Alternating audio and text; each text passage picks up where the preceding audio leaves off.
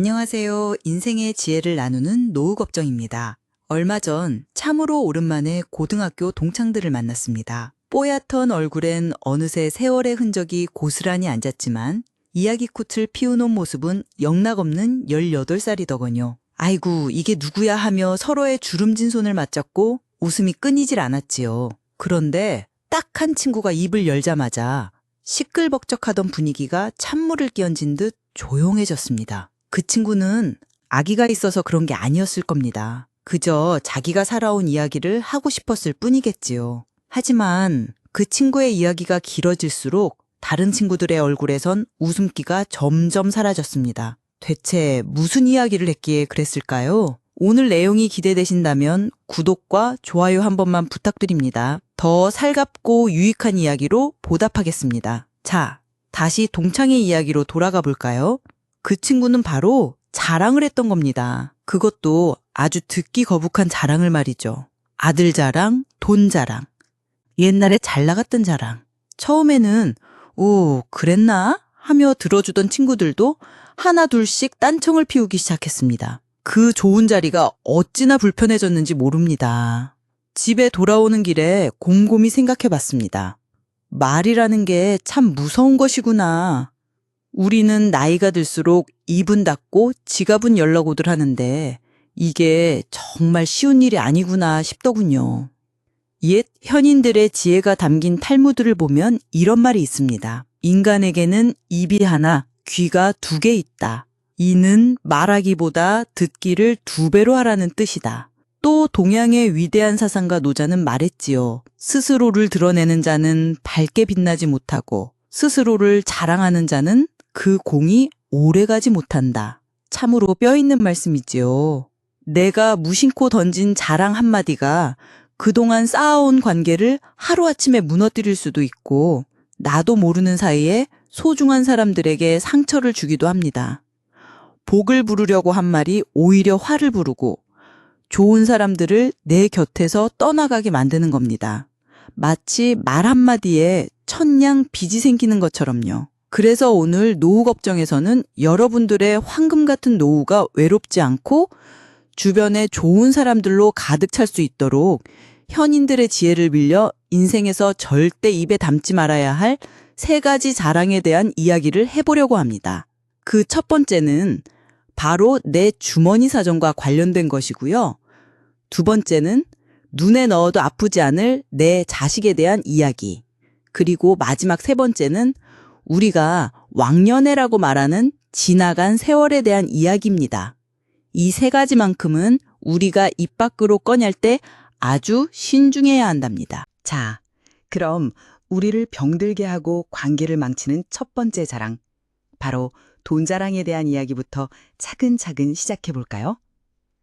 솔직히 말씀드려서 노후에 돈이 있다는 건 참 든든하고 좋은 일이죠. 자식들 눈치 안 보고 신세 안 져도 되고 내가 먹고 싶은 것, 하고 싶은 것 마음 편히 할 수 있으니까요. 이건 분명 하늘이 주신 복입니다.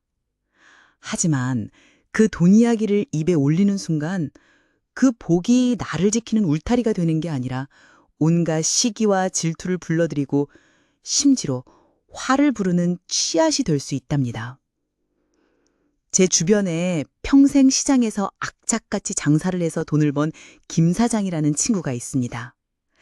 젊어서 고생을 워낙 많이 해서 그런지 노후가 편안해진 것에 대한 자부심이 대단했지요. 친구들을 만나거나 동네 사람들과 어울릴 때면 늘 입버릇처럼 말했습니다. 하하, 나는 이제 돈 걱정은 없어서 다행이야. 자식들한테도 매달 용돈 넉넉히 주고도 남아. 이번에 손주 녀석 대학 들어갔다고 차 한 대 뽑아줬지 뭐야. 처음에는 다들 아이고 고생 많았네. 이제라도 편히 사니 정말 보기 좋네. 하면서 진심으로 축하해 주었습니다. 하지만 그 말이 반복될수록 사람들의 표정이 조금씩 달라지기 시작했습니다. 누군가 물가 걱정이라도 할라치면 나는 그런 거 신경 안 쓴 지 오래야 하며 선을 긋고 친구 아들이 사업에 어려움을 겪는다는 이야기에는 위로 대신 그러게 내가 젊을 때 정신 바짝 차리라고 했잖아 라며 자기 성공담을 늘어놓기 일쑤였습니다. 김 사장은 자랑이라고 생각하지 않았을 겁니다. 그저 자신의 노력을 인정받고 싶었던 마음이었겠죠. 하지만 듣는 사람 입장에서는 그게 아니었습니다. 김 사장의 말은 나는 너희와 다르다는 날카로운 칼이 되어 평생을 함께해온 친구들 사이에 보이지 않는 벽을 차곡차곡 쌓아 올렸습니다. 결국 사달이 나더군요. 몇 년간 연락도 없던 먼 친척이 찾아와 앓는 소리를 하며 큰 돈을 빌려가서는 감감무소식이 되고, 동네에서는 김 사장네가 돈이 산더미처럼 쌓였다더라 하는 헛소문이 돌기 시작했습니다.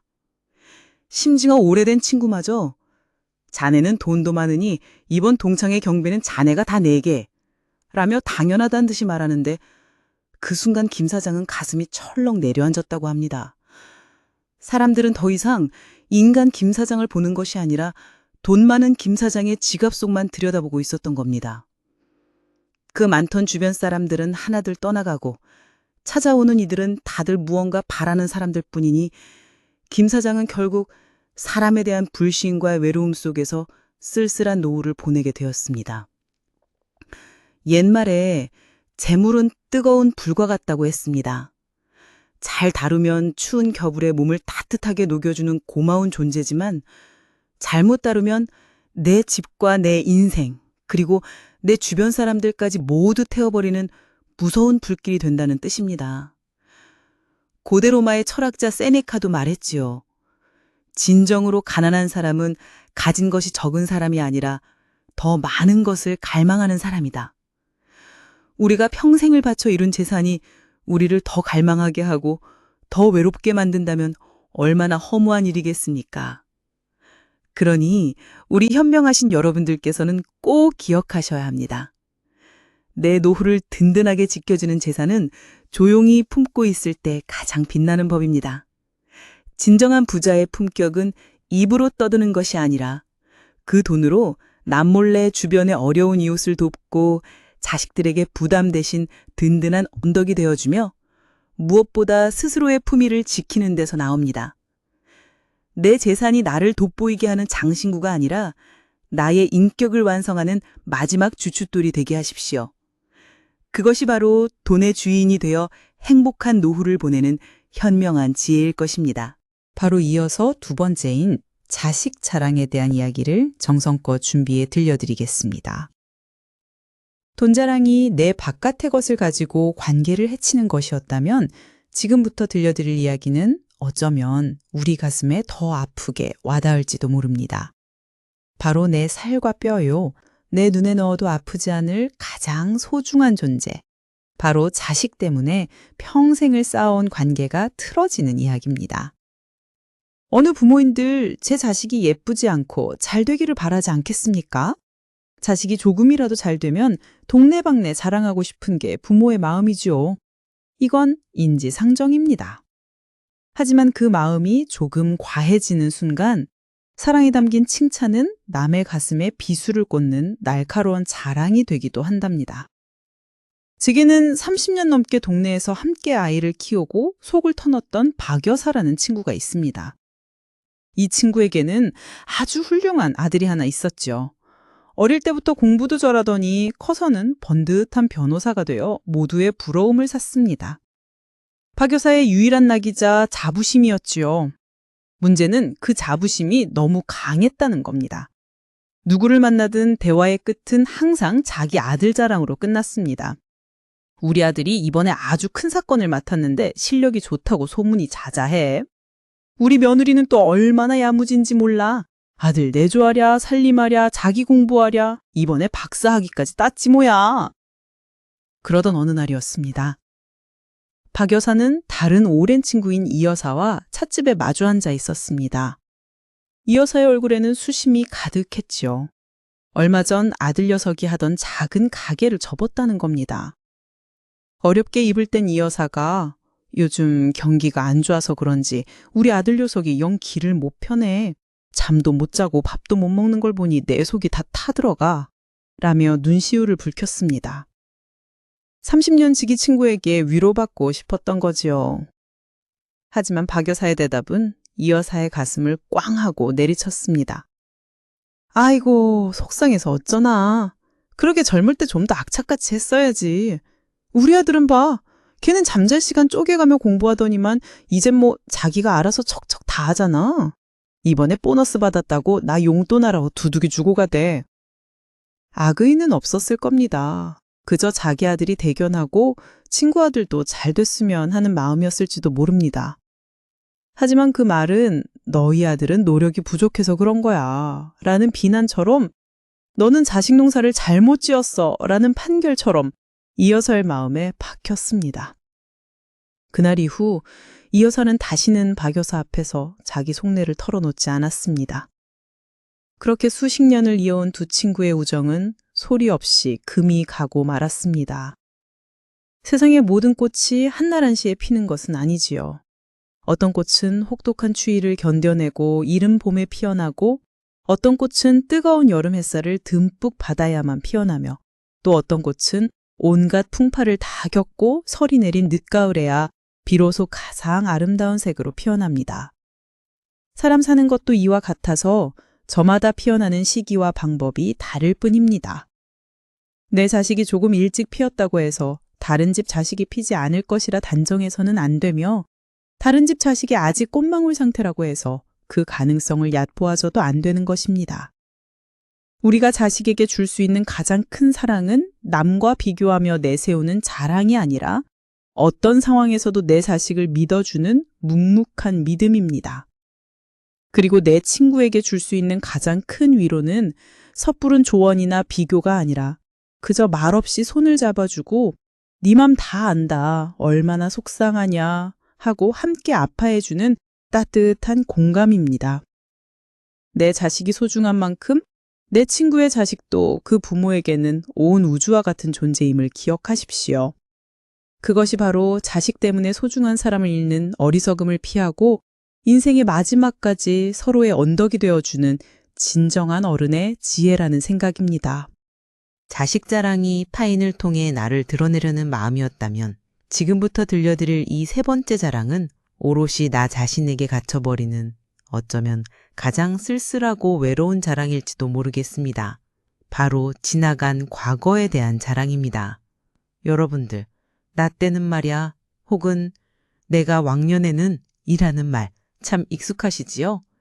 우리가 살아온 세월은 그 자체로 한 권의 두꺼운 책과도 같습니다. 그 안에는 눈물과 땀, 환희와 영광의 순간들이 빼곡히 담겨 있지요. 그 시절을 추억하고 자부심을 느끼는 것은 너무나도 당연한 일입니다. 하지만 그 아름다운 추억의 앨범을 매일같이 펼쳐들고 그 안에만 살려고 한다면 그 앨범은 더 이상 추억이 아니라 나를 현실과 단절시키는 감옥이 되어버립니다. 동네 경로당에 가면 늘 구석자리에 홀로 앉아 계시는 최 부장님이라는 분이 계십니다. 대기업에서 부장까지 지내고 정년 퇴직하신 분이라 처음에는 다들 그분의 경륜과 지혜를 배우고 싶어 주변에 많이들 모였습니다. 하지만 사람들의 발길은 오래지 않아 또 끊기고 말았습니다. 대화의 주제가 무엇이든 최 부장님의 이야기는 항상 과거로 돌아갔기 때문입니다. 누군가 요즘 물가 얘기를 하면 경제가 이래서야 원.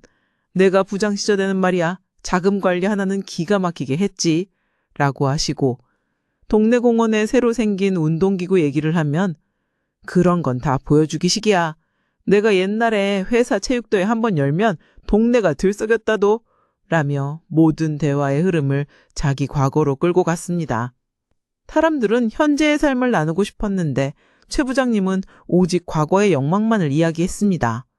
그분의 시간은 30년 전에 멈춰 있었던 겁니다. 처음에는 아 그러셨군요 하며 맞장구 쳐주던 사람들도 점점 지쳐갔습니다. 최 부장님과의 대화는 소통이 아니라 일방적인 강의나 홍계처럼 느껴졌기 때문이지요. 결국 사람들은 최 부장님이 나타나면 슬금슬금 자리를 피하기 시작했습니다. 지금 최 부장님 곁에는 아무도 없습니다. 왕년에는 수많은 부하 직원을 거느렸을지 몰라도 현재의 그는 아무도 귀 기울여주지 않는 외로운 독백 속에 갇혀버린 겁니다. 그가 그토록 자랑스러워하는 과거의 직함은 현재의 관계에서는 아무런 힘이 되지 못했습니다. 이런 말이 있죠. 어제는 지나간 역사이고 내일은 알 수 없는 미스터리이며 오늘이야말로 우리에게 주어진 선물이다. 그래서 우리는 현재를 선물이라고 부르는 것이라고요. 참 멋진 말이지요? 과거의 영광이 지금의 나를 행복하게 해주지는 못합니다. 마찬가지로 과거의 실패가 지금의 나를 불행하게 만들도록 내버려둬서도 안 됩니다. 우리에게 주어진 가장 소중한 시간은 바로 지금 여기입니다. 여러분들께서 평생 쌓아오신 경험과 연륜은 그 무엇과도 바꿀 수 없는 귀한 보물입니다. 하지만 그 보물은 과거의 박물관에 전시해놓고 자랑하기 위한 것이 아니라 현재를 살아가는 지혜로 녹여내기 위한 것입니다. 사람들은 20년 전의 최 부장님이 아닌 오늘의 이웃 최 씨 아저씨와 친구가 되고 싶어 합니다.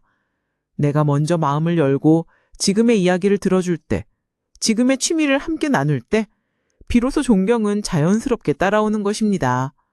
과거의 훈장은 장롱 깊숙이 넣어두시고 그 대신 따뜻한 미소와 열린 귀를 꺼내 보이십시오. 그것이야말로 과거의 영광보다 더 밝게 빛나는 현재를 살아가는 어른의 진짜 품격일 겁니다. 자, 이렇게 해서 오늘은 우리네 인생 후반부를 외롭게 만들고 소중한 사람들을 떠나가게 만드는 3가지 자랑에 대해 이야기 나눠봤습니다. 첫째, 복을 부르는 줄 알았지만 오히려 화를 부르고 사람을 잃게 만드는 돈 자랑. 둘째, 사랑인 줄 알았지만 남의 가슴에 상처를 내고 우정을 갈라놓는 자식 자랑.